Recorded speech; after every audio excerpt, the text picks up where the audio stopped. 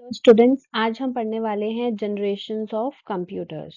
ठीक है, तो हम देखते हैं हमारा जो फर्स्ट जनरेशन था वो था 1940 से 1956। तो यहाँ पे जो टेक्नोलॉजी हमने यूज़ करी थी वो थे वैक्यूम ट्यूब्स, यानी कि बड़े और फ्रेजाइल इलेक्ट्रॉनिक कंपोनेंट्स थे जो डेटा को प्रोसेस करते थे और यहाँ स्विचेस और एम्पलीफायर्स की तरह थे। ठीक है, अब नेक्स्ट आ जाता है हमारा इसके कैरेक्टरिस्टिक्स क्या हैं। तो ये साइज क्या था इसका, ये बहुत बल्की थे, पूरा रूम ऑक्यूपाई करते थे। इनका जो परफॉर्मेंस था बहुत स्लो था और इनएफिशिएंट था। थर्ड इज इनका प्रोग्रामिंग, तो जो मशीन लैंग्वेज ये यूज करते यानी कि बाइनरी कोड का ये बहुत यूज कर रहे थे। नेक्स्ट इज हमारा रिलायबिलिटी, तो ज़्यादा पावर कंज्यूम करते थे, इस वजह से ये बहुत जल्दी ओवरहीट हो जाते थे। नेक्स्ट इज हमारा इनपुट आउटपुट, यानी कि जो पंच कार्ड इनपुट के लिए और प्रिंट आउट आउटपुट के लिए यूज होते थे यहाँ पे।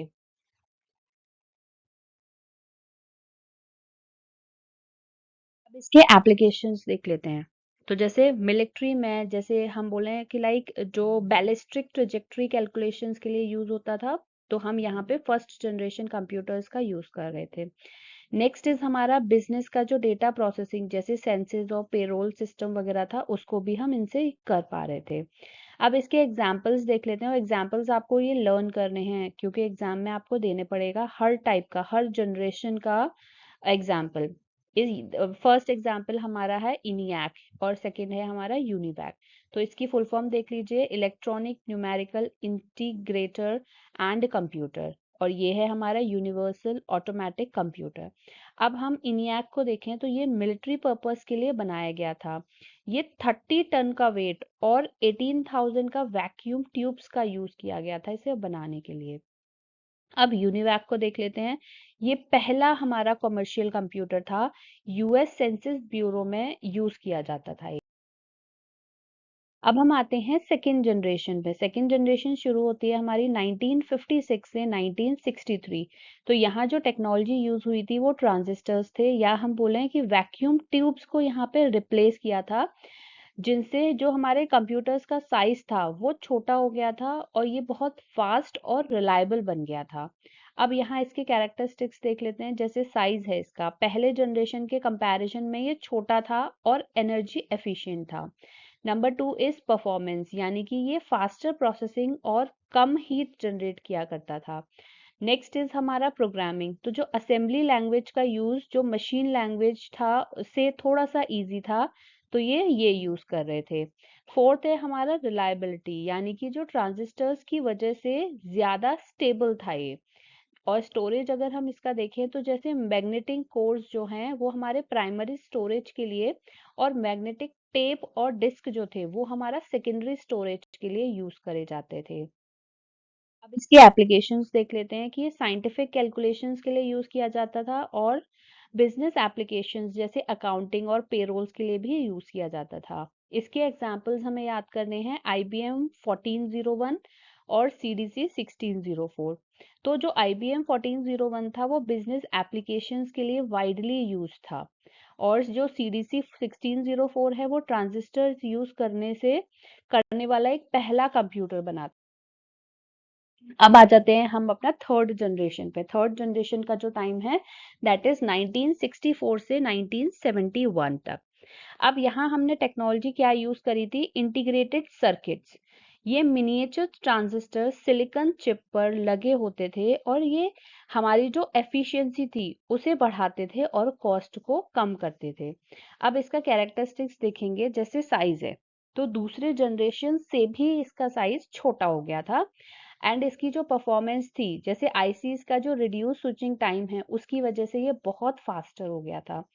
थर्ड इज हमारा प्रोग्रामिंग, तो यहाँ पे हम हाई लेवल प्रोग्रामिंग या हाई लेवल लैंग्वेज जैसे कोबोल और फोर्ट्रेन का यूज कर रहे थे। अब number four is user interface, तो कीबोर्ड और हमारा मॉनिटर्स यहाँ पे इंट्रोड्यूस किए गए थे। और यहाँ अब हम बात करें कॉस्ट की, तो ये अफोर्डेबल थे जिसकी वजह से ज्यादा लोग इन्हें यूज करने लगे। अब इसका एप्लीकेशन देखते हैं, तो जो इंडस्ट्रीज में जनरल पर्पस कंप्यूटिंग के लिए यूज किए जाते थे। नेक्स्ट इज हमारा लार्ज स्केल साइंटिफिक और बिजनेस एप्लीकेशंस में ये यूज किए जा रहे थे। अब हम इसके एग्जांपल्स देख लेते हैं, जैसे IBM सिस्टम 360 और PDP 8। तो जब हम IBM सिस्टम 360 को देखेंगे तो यहाँ पे अलग-अलग परफॉर्मेंसेस लेवल वाले जो कंप्यूटर्स का फैमिली है, उसको हम यहाँ देख पाएंगे। अब PDP 8 को जब हम देखेंगे तो ये स्मॉल बिजनेसेस के लिए बहुत पॉपुलर।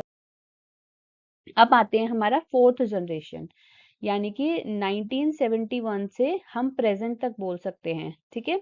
तो अब हम देखते हैं कि टेक्नोलॉजी जो यहाँ यूज हो रही थी वो थी माइक्रो प्रोसेसर। एक सिंगल चिप पर पूरा CPU बना हुआ था, और यहाँ हम LSI और हम बोल सकते हैं VLSI, यानी कि हजारों से लेकर मिलियन ट्रांजिस्टर एक चिप पर ही इंटीग्रेट किए गए थे। अब इसका कैरेक्टरिस्टिक्स देखते हैं, तो जैसे जैसे टाइम बीतता जा रहा है हमारे कंप्यूटर की जो एफिशिएंसी है, परफॉर्मेंस है, वो बढ़ रही है, साइज कम हो रहा है, ठीक है। तो अब हम साइज की बात करते हैं, तो ये और कॉम्पैक्ट हो गया, पोर्टेबल जैसे लैपटॉप और पीसीज में कन्वर्ट हो गया। अब परफॉर्मेंस की बात करें यहाँ पे, तो ये हाई स्पीड प्रोसेसिंग और ज्यादा स्टोरेज कैपेसिटी मिल गई हमें। नेक्स्ट इज हमारा प्रोग्रामिंग, यानी कि यूजर फ्रेंडली ऑपरेटिंग सिस्टम जैसे विंडोज और मैक ओएस और हमारा लिनक्स बोलें, उसका इसे सपोर्ट मिल गया था। हमारा फोर्थ इज नेटवर्किंग, यानी कि इंटरनेट और जो हम बोले डिस्ट्रीब्यूटेड कंप्यूटिंग का डेवलपमेंट था, इसकी वजह से पॉसिबल हुआ था। अब यूजर इंटरफेस की बात करें तो जैसे GUI है, ग्राफिकल यूजर इंटरफेस, इसके साथ माउस और टच बेस्ड इंटरेक्शन हमारा शुरू हो गया था। अब इसके एप्लीकेशंस देख लेते हैं। तो एप्लीकेशंस आर जैसे पर्सनल कंप्यूटिंग हमने शुरू करी थी घर में, ऑफिसेज में ये यूज होने लगा था। कॉम्प्लेक्स टास्क थे जैसे मल्टीमीडिया एडिटिंग, सॉफ्टवेयर डेवलपमेंट और AI, ये सब भी इसकी वजह से इजी था। नेक्स्ट इज हम इसके एग्जांपल्स देखते हैं। एग्जांपल्स हमें लर्न करने हैं IBM PC, यानी कि जो मासेस के लिए पर्सनल कंप्यूटिंग इंट्रोड्यूस हुआ था, हम वो देखेंगे।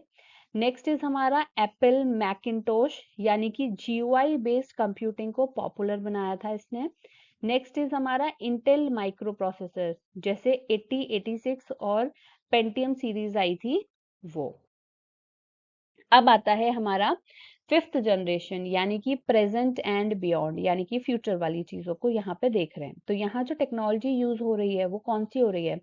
AI हो रही है, क्वांटम कंप्यूटिंग हो रही है, उबिक्विंटोस कंप्यूटिंग हो रही है और नैनो टेक्नोलॉजी यूज हो रही है। तो जैसे हम AI की बात करें तो इंटेलिजेंट सिस्टम जो लर्निंग और डिसीजन मेकिंग कर सकता है, हम उसे यूज कर रहे हैं। क्वांटम कंप्यूटिंग की बात करें तो हम क्वांटम बिट्स, या फिर हम जो क्वांटम बिट्स को क्या मिलते हैं, क्यूबिट्स का यूज प्रोसेसिंग के लिए कर रहे हैं। नेक्स्ट इज हमारा उबिक्विंटोस कंप्यूटिंग। अब ये क्या है, जैसे हम एवरीडे में मतलब जो भी कंप्यूटिंग को इंटीग्रेट करते हैं, या फिर हम बोले इंटरनेट ऑफ थिंग्स जो है, हम ये यूज कर रहे हैं। अब लास्ट इज हमारा यहाँ नैनो टेक्नोलॉजी का यूज हुआ है, यानी कि जो मिनिएचराइज्ड कंपोनेंट्स हैं वो एफिशिएंसी के लिए यूज हुए हैं। अब इसके कैरेक्टरिस्टिक्स देखते हैं हम फिफ्थ जनरेशन के। तो जैसे इंटेलिजेंस बोले हम, तो यहाँ पे हमारी नेचुरल लैंग्वेज प्रोसेस और human like decision making capable machines बनाई जा रही हैं। नंबर 2 इज हमारा परफॉर्मेंस, यानी कि massive parallel processing capabilities develop की जा रही हैं। थर्ड इज हमारा नेटवर्किंग, यानी कि बहुत एक्सटेंसिव क्लाउड कंप्यूटिंग और इंटरनेट ऑफ थिंग्स को इंटीग्रेट करके बहुत बड़ा नेटवर्क भी बनाया जा रहा है। लास्ट इज हमारा एनर्जी एफिशिएंसी, यानी कि सस्टेनेबल और लो एनर्जी टेक्निक्स पर फोकस है हमारा। अब हम देखते हैं एप्लीकेशन। तो एप्लीकेशंस में हम देखेंगे कि जैसे मशीन लर्निंग है, रोबोटिक्स और ऑटोमेशन में यूज है ये। अब नेक्स्ट इज हमारा रियल टाइम लैंग्वेज ट्रांसलेशन में भी हम इसका यूज करते हैं। लास्ट इज हमारा एडवांस सिमुलेशंस इन साइंस और मेडिसिन। अब इसके एग्जाम्पल्स कुछ देख लेते हैं। IBM वॉटसन एक AI based question answering system है। जैसे हम गूगल क्वांटम प्रोसेसर ले सकते हैं जिससे क्वांटम सुप्रीमेसी डेमोन्स्ट्रेट करता है, या फिर इंटरनेट ऑफ थिंग्स डिवाइस को भी ले सकते हैं जैसे एलेक्सा एंड ऑल। अब यहाँ पे हम ये एक समरी टेबल है जिसको रिकॉल करेंगे जल्दी से हमने क्या क्या पढ़ा है, ठीक है। जैसे हम फर्स्ट जनरेशन की बात करेंगे, तो फर्स्ट जनरेशन है हमारी 1940 से 1956। यहाँ पे हमारा वैक्यूम ट्यूब्स का यूज हुआ था। इसके फीचर्स में हम बोलेंगे बहुत बल्की था, एक्सपेंसिव था, स्लो था, अनरिलायबल था, और इसके एग्जाम्पल याद करेंगे, इनैक और यूनिवैक, ठीक है। नेक्स्ट इज हमारा सेकेंड जनरेशन। तो इसका टाइम है 1956 से 1963। यहाँ पे हमने ट्रांजिस्टर्स का यूज किया था। ये थोड़ा छोटे थे पहले की कंपैरिजन में। पहले तो पूरे कमरे की बराबर साइज था, उससे थोड़े छोटे हो गए, फास्टर हो गए और एनर्जी एफिशिएंट हो गए। इसके एग्जांपल्स हम याद करेंगे। देन आता है हमारा थर्ड जनरेशन। थर्ड जनरेशन था 1964 से 1971। यहाँ हमने आईसीज का यूज किया था। आईसीज होने की वजह से ये और छोटा साइज हो गया था, यानी कि कॉम्पैक्ट हो गया था, कॉस्ट इफेक्टिव हो गया था, मल्टीटास्किंग हो गई थी। नेक्स्ट हम देखेंगे यहाँ पे, इसके एग्जांपल्स भी हम याद करेंगे। फिर हमारा फोर्थ जनरेशन आ जाता है, यानी कि 1971 से प्रेजेंट तक।